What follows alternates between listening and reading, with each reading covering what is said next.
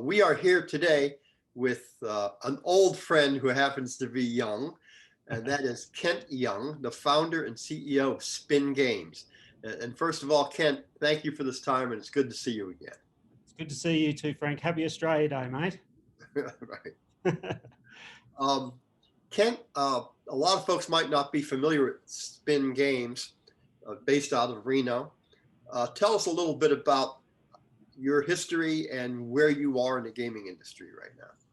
Sure. So, Frank, as you know, I was on the land-based side of the business for many years with Aristocrat and Aruze, and I've done a few startups. My one prior to Spin was a company called True Blue, and following actually my time with Aruze, we started Spin around 2012. We originally started, Frank, doing third-party content for land-based manufacturers such as IGT and Atronic back then. But we changed gears when New Jersey became a reality with iGaming. So we went out and we developed a remote gaming server and went into the real money gaming iGaming space it was way back in 2013 now. And you know, we went, as I say, we were one of the first in there, and we were following that path. We were sort of expecting, Frank, a lot more markets to open up for iGaming in North America, you know, a lot closer to New Jersey, but that didn't happen. So we sort of tic-tacked as a company. We went through a few different cycles in terms of doing different things.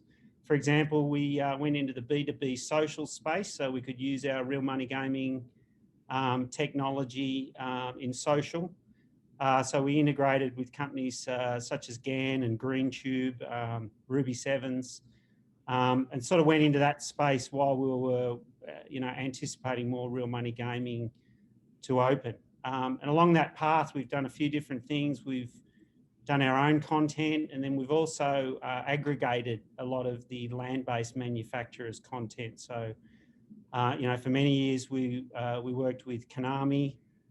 We did deals with Every, Incredible Technologies, and a whole slew of other sort of tier 2 content providers. So we're now, sort of cutting a very long story short, Frank, we're now in a position where, as I say, we sort of expected originally for new markets to open up in the iGaming space, and we're now in that position where we're aggressively, you know, chasing the real money gaming business in North America. Are your customers are you a B2B or B2C or both at this point? No, we're 100% B2B. Yeah. So we've integrated our technology with the majority of what we call PAMs or IGSs, the internet gaming systems, you know, such as Nix, bwin, DraftKings, etc. GAN on the real money gaming side. But then our customers are the casino operators that have integrated into those systems. So, you know, Golden Nugget, bwin, you know, again, DraftKings, Betfair, Hard Rock, etc., etc. So you're a games content company as opposed to a software provider. Correct. We have a. I'm sorry. No, go ahead. Finish your. Yeah, we have what's called remote gaming server technology. So, sort of in layman's terms, Frank, it's basically similar to a multi-game slot machine in the land-based space, but it sits on a server. So we develop content and integrate content onto that remote gaming server. We then take that technology and we integrate it into the actual internet gaming system that is operated within the market. So we have a remote gaming server, IGT has a remote gaming server, SG has a remote gaming server, NetEnt, etc., etc. So yeah, we have content and technology in terms of our offering. Well, this is a pretty exciting time, I'm sure, for you, because online gaming is proliferating throughout the United States, and we see all kinds of projections as to how big the market ultimately will be. What's your take on that? Yeah, well, look, I think, you know, obviously we've seen exponential growth in the last few years. If you look at just New Jersey, you know, it's doing now in 1 month, you know, what it was doing in 6 months when the market first opened. So, you know, I think there's definitely exponential growth once a market, once you initially go into a market, and then the market grows. Once the database grows, essentially, and then they get used to things such as, you know, the logging on and the KYC and the credit cards and all that sort of, all those pieces. Once they get through that, we see, and that was one of the biggest things in New Jersey, that it took time for the market to, you know, get used to the new technology, and I think really to trust it in a lot of ways. But once they get through that, you know, we've obviously seen, as I say, exponential growth.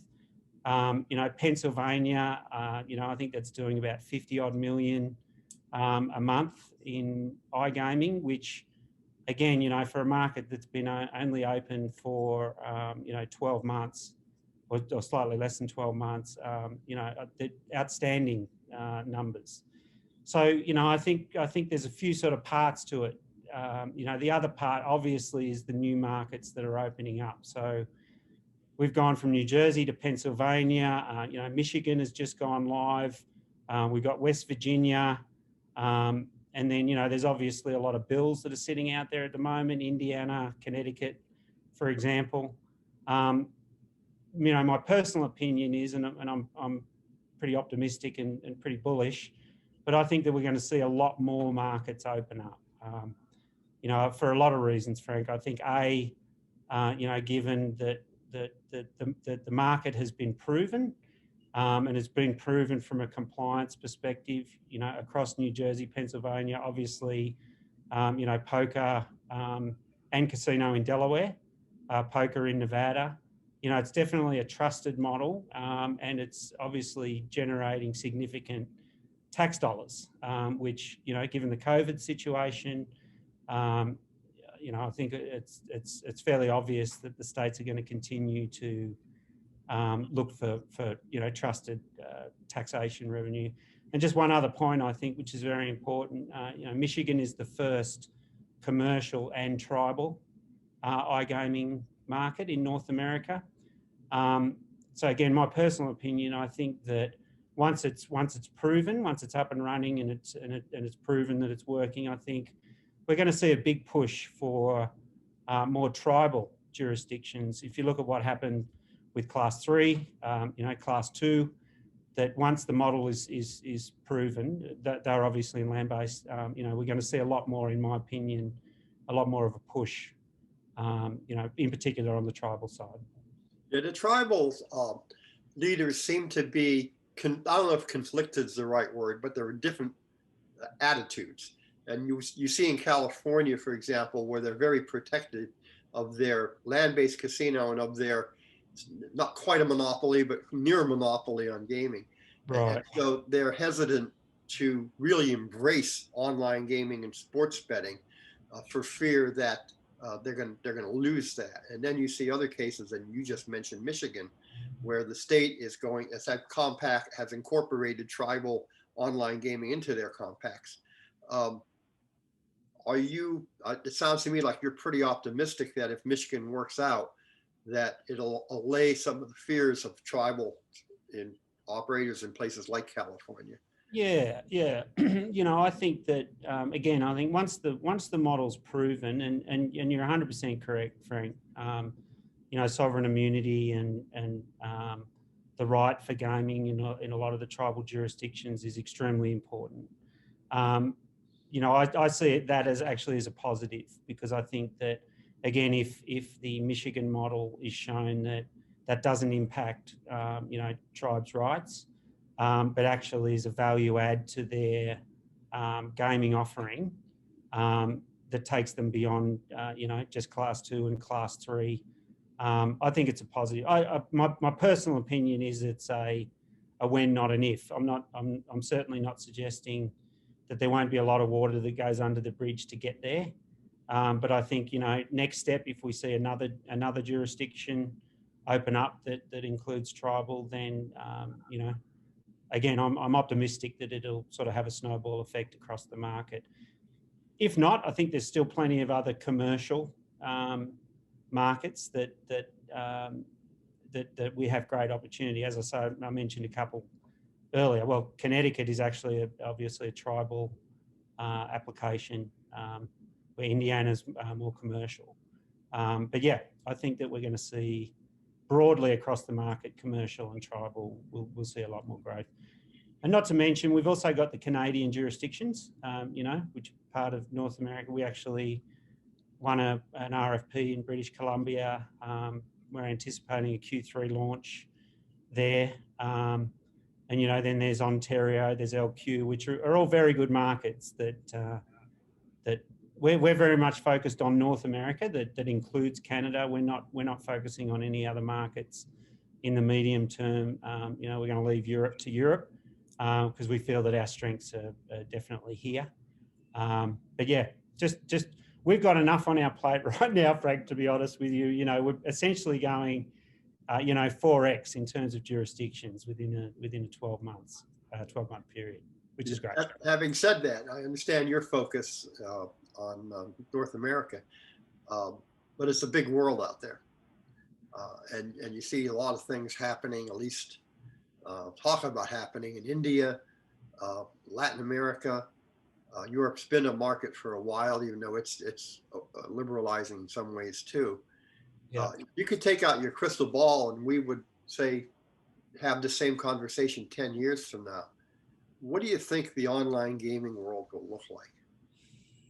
That's a good question, Frank. I think, just reiterating what I was saying earlier, I think North America will be in 10 years' time, I think North America will be the largest iGaming / sports market. Even if you pulled those two apart, I think both would be the largest markets in the world.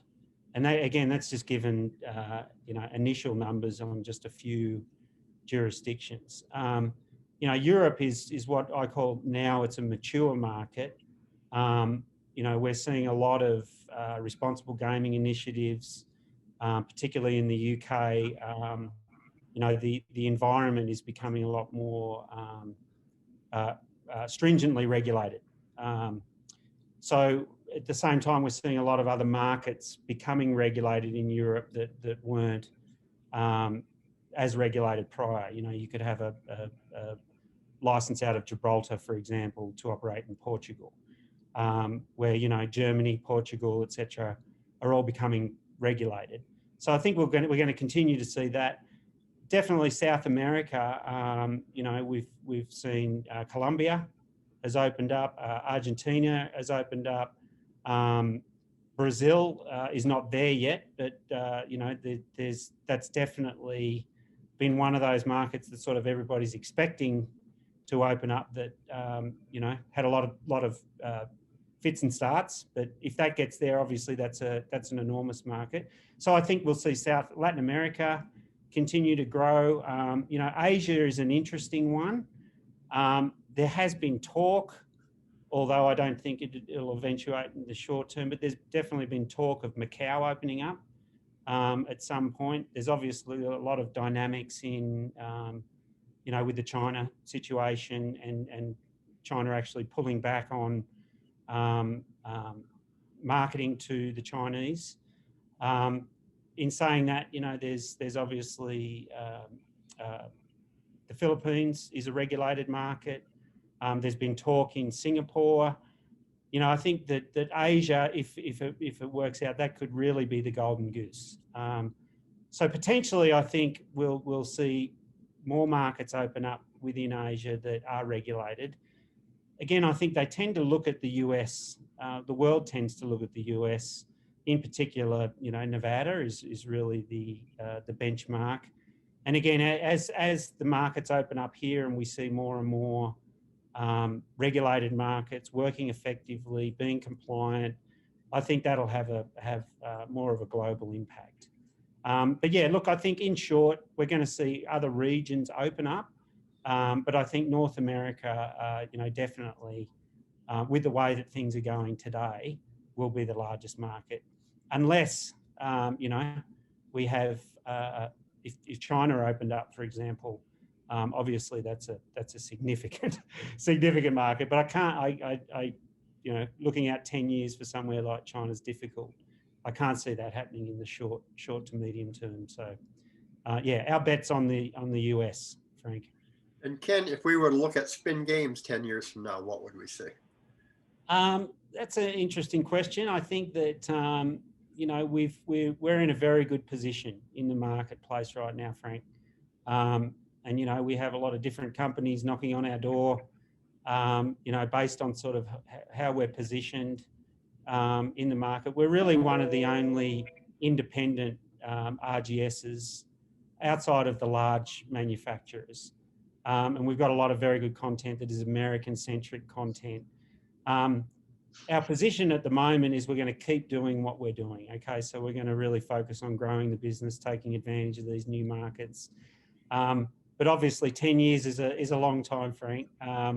So throughout that period, you know, we could, you know, potentially IPO the business, or you know, if a SPAC came along, you know, that's definitely something that we'd look at. And again, not necessarily today, because we think that our value in the business, you know, is a lot higher in a few years' time, just based on our growth. So yeah, your colleague Gavin Isaacs has a SPAC just for you now. You know, he does. Although I think he's in the travel. He's focused on the travel side of the business. But yeah, look, there's a lot of SPACs out there currently, as you know.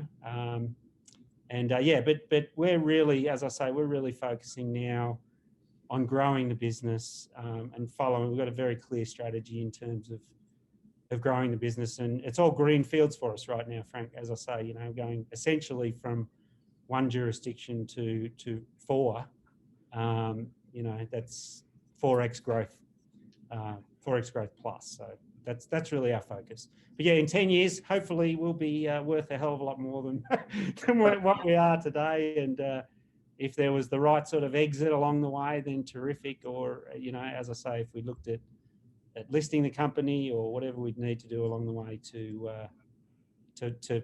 fund our growth and finance our growth, we'll see how it all pans out. Well, Kent, this has been a very good overview, and I appreciate your insight. Thank you. Thank you, Frank. I really appreciate it. And happy Australia Day, mate, once again.